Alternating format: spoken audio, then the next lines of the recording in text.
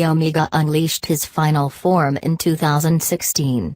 Will it return at Wrestle Kingdom 11?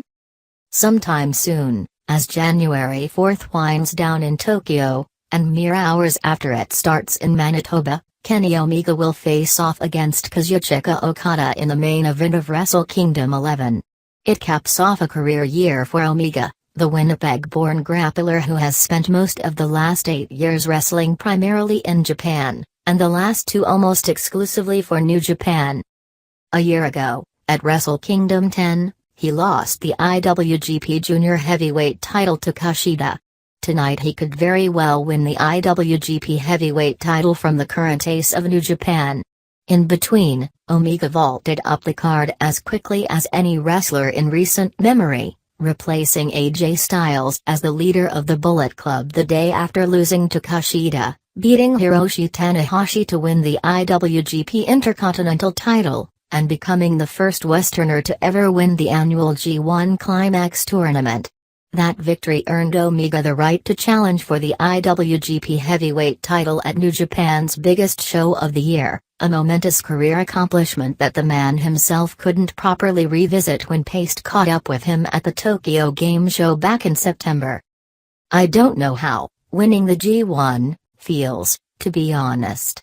It still hasn't hit home," Omega told Paste in the Tokyo Game Show floor at the Makuhari Mess Convention Center.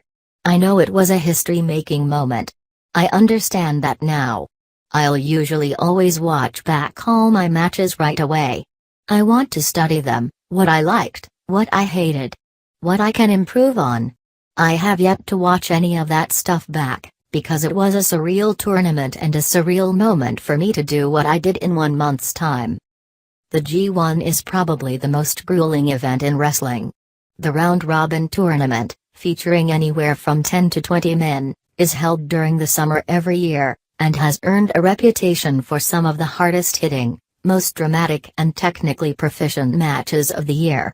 The best wrestlers in New Japan work as hard as they can for weeks on end, and the winner earns the right to challenge for the company's top singles belt in the Tokyo Dome every January 4th.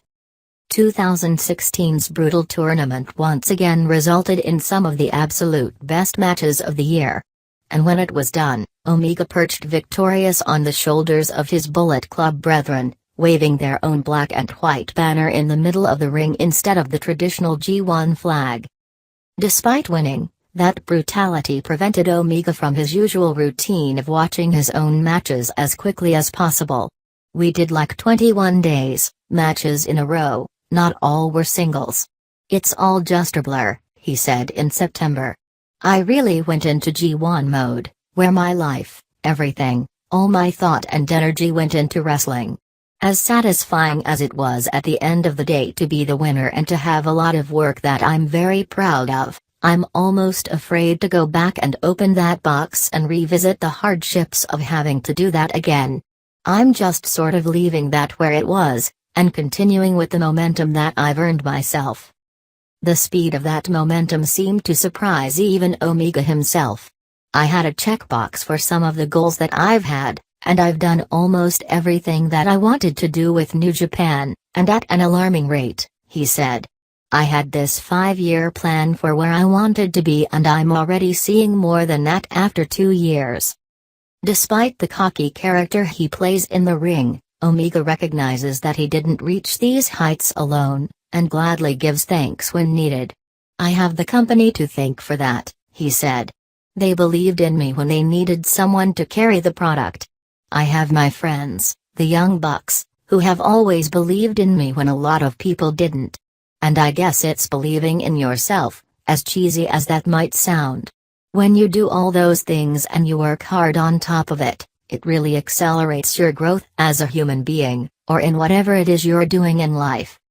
Perhaps the most memorable moment of the entire G1 climax in 2016 was when Omega springboarded off the top rope outside of the ring, over the guardrails, and into the crowd, where his opponent Tetsuya Naito stood amid rows of chairs, surrounded by the audience. It's the kind of unbelievable spot that fans remember forever, and that can help create or solidify a wrestler's legend. It's also incredibly dangerous. A month after that August match, which was perhaps the best match in all of 2016, Omega still wasn't quite sure why he did it. A million things go through your head when you're about to do something as risky as that, Omega said. 1. I'd never done that. I never would do that normally. I don't know what I was thinking in that moment in time. I knew it was going to hurt. I knew there was a very good chance that I could have landed on the guardrail. For the G1 tournament, the distance is actually longer to that outside that it would be, to give a little more space on the floor. Just looking at it, looking at this immense distance that one must travel after springboarding to the top rope, keeping your balance, being able to turn and then hit your target, in a mess of table, chairs and people. What it is that goes through a man's mind to make him think that's a good idea or that he should do that, I really don't know. And that's part of the reason why I don't go back and watch the footage. I've seen the GIF. So I know it's me. I know I did it. I don't know if I want to go back to that place again. That's the big match, Kenny, the final form Kenny Omega. That GIF maybe didn't circulate quite as widely as the highlights of Will Ospreay and Ricochet's New Japan match in May, but for wrestling fans it's one of the iconic moments of 2016. It wasn't just a high spot for the sake of a high spot, though, it made sense in the larger picture of that match, furthering the story of New Japan's two biggest breakouts of 2016 doing absolutely whatever it took to beat the other. It was like a great guitar solo in a brilliantly written song, flashy and unforgettable, but not better or more important than what came before or after it in the match. When asked, Omega immediately confirmed that wrestlers now try to include high spots and other risky moves specifically in the hopes of them becoming a viral GIF. It's the latest permutation of the long-running debate about high spots in wrestling, and it's a trend that Omega doesn't appreciate. If I do something that makes a GIF, that's great, he said. I'm happy for it. But I'm more about the narrative from start to finish and the energy that one puts into a match from start to finish. I put a lot more emphasis on the actions in between moves. A lot of guys now lack the drive to string something together that makes sense from start to finish. They're not putting the time in the gym so that they have the energy to make it believable from start to finish. So what they do is they put all their energy into the moves they know may become GIFs. That's it. So do I think that that is the case? 1000% yes. And it sucks that the big leagues, so to speak, are more or less facilitating that style of wrestling as well. Of course it's a two-way street. Wrestlers wouldn't be shooting for those GIF moments if wrestling fans didn't eat them up.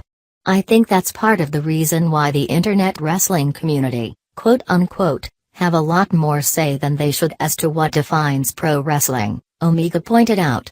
I've seen matches that are absolutely garbage but the internet wrestling community will say they were great because they saw a couple of GIFs that look fantastic, or they watched the whole match, and there are a couple of moves that make great GIFs.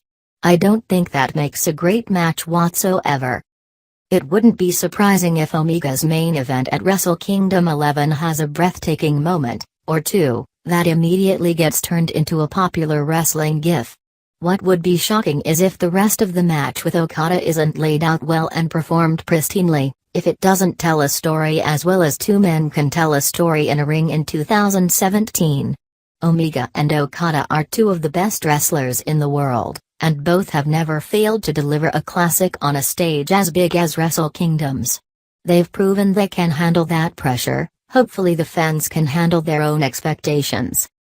Whether he wins tonight or not, Kenny Omega has risen to the top of New Japan. He's a made man, a verified main eventer, a true superstar in the second biggest wrestling promotion in the world. Naturally his fans might wonder what comes next, especially with WWE signing away two of New Japan's biggest stars and its biggest tag team after last year's Wrestle Kingdom. In September, only a month after the Savage March of the G1, Omega sounded like he was at a crossroads. After emphasizing how quickly he's accomplished almost all of his goals in New Japan, he admitted, "I'm not sure what I should do with myself now. Should I make new goals? Or is there somewhere else I should be? I don't know. Right now I'm just going day by day. My body's really beat up. I'm mentally kind of fried. But I want to keep burning the candle on both ends to end this year strong and make it one of the strongest of my professional career. He clearly accomplished that goal in 2016. After Wrestle Kingdom 11, we'll have a clearer idea of what he might achieve in 2017.